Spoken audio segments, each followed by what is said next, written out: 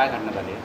काल जो प्रकार घडला होता ग्रामस्थ मंडळाचा आणि लवजीनगर परिसरामधला हा एकदम निंदनीय प्रकार होता।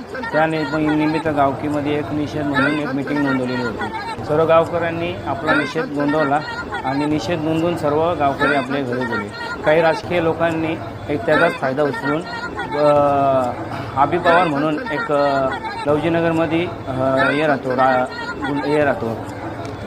मुलगा राहतो त्यांनी आम्हाला एक लवजी जयंतीनिमित्त आम्हाला बोलवलेलं। तर आम्हाला एक सर्व राजकीय पक्षाचा शाखा प्रमुख असल्यामुळं आम्ही सर्वजण त्या ठिकाणी एक निमंत्रण म्हणून आम्ही गेलो होतो। त्याचाच एक फोटो व्हायरल करत राहुल कोट यांनी आमची या ठिकाणी बदनामी केली। आता हा फोटो बघा, राहुल कोट हा आबी पवार बरोबर आहे का नाही हा बघा तुम्ही फोटो। आणि हा राजकीय पोळी भाजण्याचा प्रयत्न करत आहे। गेल्या 5 वर्षापासून ते नगरसेवक पद भोगत आहे। मोने गावात त्यांनी त्यांनी आमच्या आतापर्यंत राजकीय रोषच पकडला होता।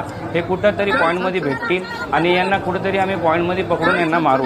आज मला एक छातीमध्ये मारले आणि माझा साथीदार चेतन कांबरे हा त्याचं काही कारण नसताना त्याच्या डोक्यामध्ये त्याला मदत करता, पण आमचा कोणता हेतू नाही। आम्ही जे गुन्हेगार आहेत त्यांना गुन्हा झाला पाहिजे, आम्ही या हेतूने गावकीच्या बरोबरच आहे ग्रामस्थ मंडळाच्या।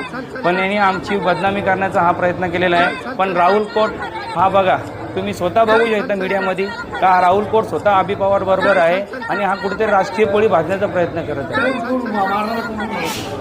राहुल कोट आणि अमित कोट हे दोघं जण आम्हाला मारायला होते। नाही